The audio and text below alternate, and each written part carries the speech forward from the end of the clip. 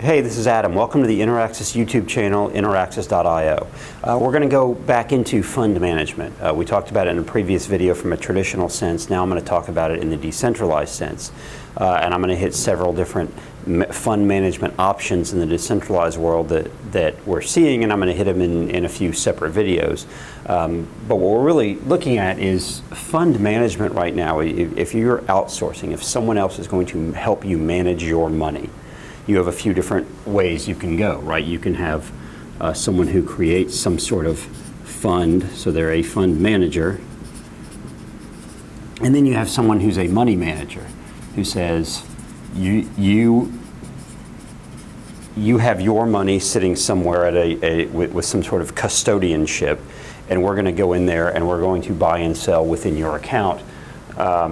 Traditionally, a fund manager is I buy into some sort of fund. I put my money in there, and they manage the pools of funds. And so these are the two ways that we see and that I'm going to talk about in these videos. And we see some kind of excitement on both fronts. So first thing we're going to talk about is the fund manager and something called set protocols. And a lot of people, obviously, in the DeFi world know about set protocol, and it's become very popular, and there's a lot of money being locked up in set tokens right now. But what set did first is they created a protocol, and I got very excited about it. I read the white paper, and I actually put a link to a Medium article I wrote, beginning of 2019 about how excited about it I was about set protocol and what it could do. But the idea of the protocol was you could essentially program and create a token. So I have this token I can create, and within the token, the token is basically represents my kind of ownership in this pool of funds, and the pool is going to be essentially buying and selling whatever it is the fund or the token says is being bought and sold, but it's all going to be programmatic. Okay, that's the idea, is I can create a code or a program that says, here's what my fund is going to do, here's what you're buying into, and you have a token to represent your ownership. Now, why is this great? Why do we really like this? One is because of the fact that it's on the blockchain, tokenized. It's pretty transparent, right? I can look at the token, I can look at its ownership and go, okay, I know exactly what I own with that token. I can see when things have been bought and sold because, again, it's on, in this case, the Ethereum blockchain. It's immutable, it's transparent, I can see what's happening. So a couple things I talk about. What they've done so far is Set came out with their protocol, and then to kind of spearhead and go forward with their vision, they came out with TokenSets. So you can go to buy TokenSets, and when you go to their TokenSets websites, I think it's TokenSets.io, you can actually connect your wallet, your Ethereum, your MetaMask wallet, and you can buy or sell some of their token sets. And they have a lot that have been popular, like the ETH 20-day moving average or 200-day moving average, which basically looks at a chart and says, hey, when ETH is going like this, and the 200-day moving average is going like that. When ETH is above the 200-day moving average, this particular token, this particular fund buys ETH. When it drops below it, it sells it. Okay, that's and I think I got that right in terms of the buying and selling, but it's programmed in there what the token or what the fund is going to do. I actually own one. Again, I'm not giving any sort of investment advice, but I own one currently that is the 75 ETH 25 Bitcoin token. And what this says is it's going to hold 75% ETH, 25% Bitcoin.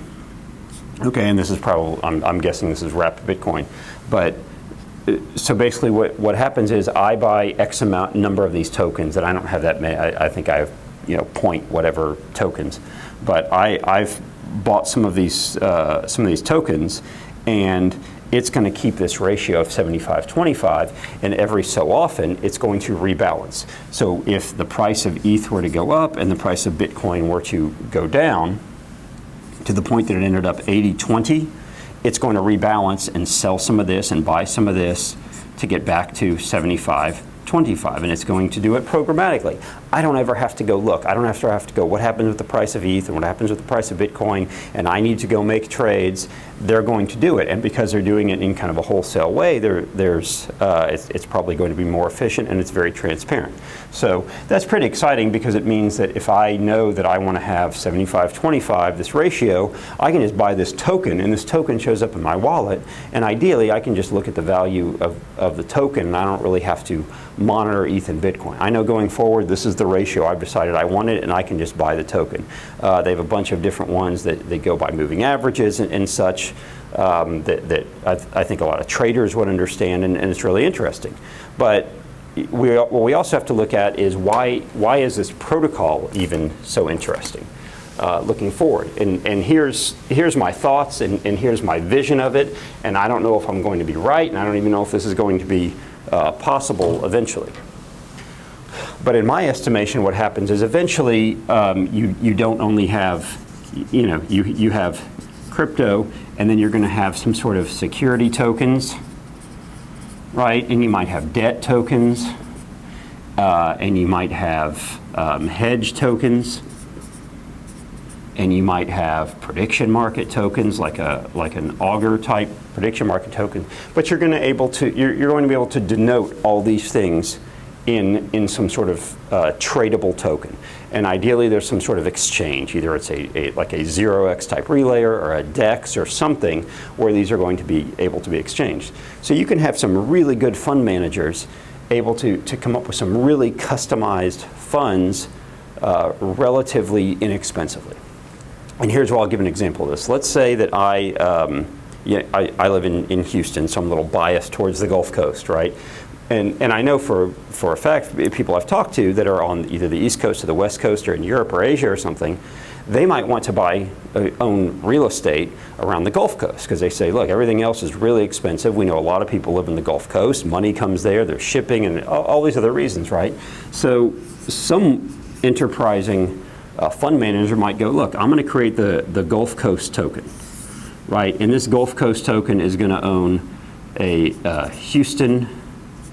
Within there's going to be a Houston real estate token, right? So someone might have tokenized some real estate in Houston. There might be a New Orleans real estate token, and there might be a Florida real estate token. And they might say, look, the ratio is 50-25. 25, and again, I say that because I'm horribly biased towards Houston because I live here. So they might own this token, and I might, if I live on one of the coasts and on the other coast, and I say, man, real estate is really expensive here. It's really growing on the Gulf Coast. I want to buy into this, but I don't want to have to manage it. I want someone else to do it. These tokens might be available on some sort of exchange, and again, on the blockchain, so very transparent. You can see what they're paying and what their growth is and what they own and everything. And eventually there'll be ratings for these kinds of tokens and such. But this enterprising fund manager might go, you know what, there are some risks with being on the Gulf Coast. What do we have? We have weather risk, right? Being Houston, we have floods. And so I might want to hedge against this.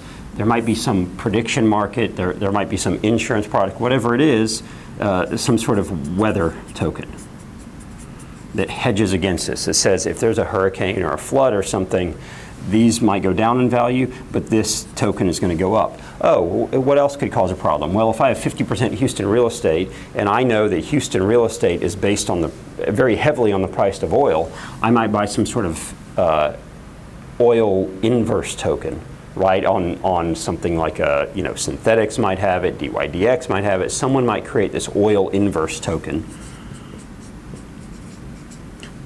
So when the price of oil goes down, and the value here might go down, and the value of these two might go down, the value of this oil inverse token goes up. And I house all that within this token, and my investors that might be on the East Coast or the West Coast or Europe or Asia can just buy this token. And look, you have this, you have the real estate here, but then within there we've also hedged, and you can do this programmatically.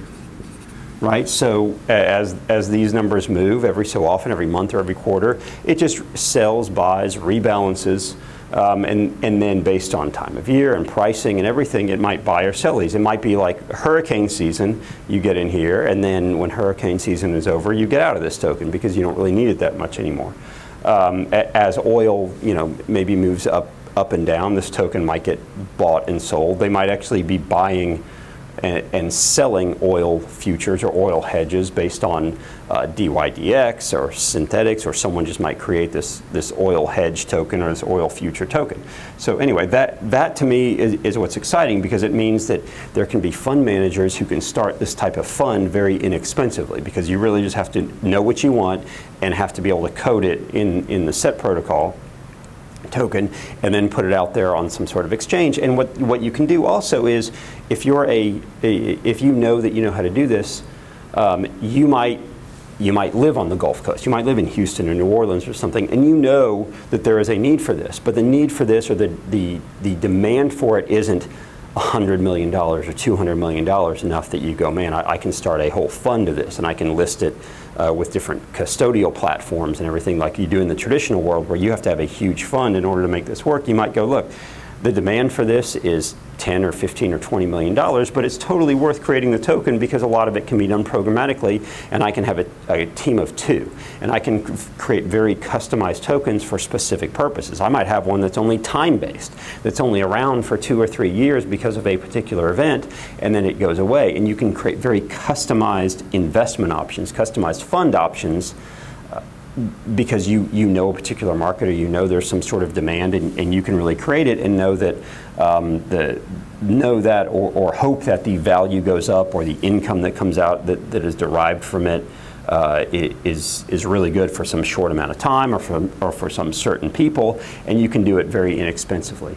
On the other side, if I'm an investor and I know I want to better diversify, and I know that my real estate holdings or something else are very concentrated on, in California or New York or the coast or Europe or something, I can come in here and go, look, I need to diversify, and I need this particular token for 3% of my portfolio just to diversify. Now I can buy it. So that's why it's so exciting.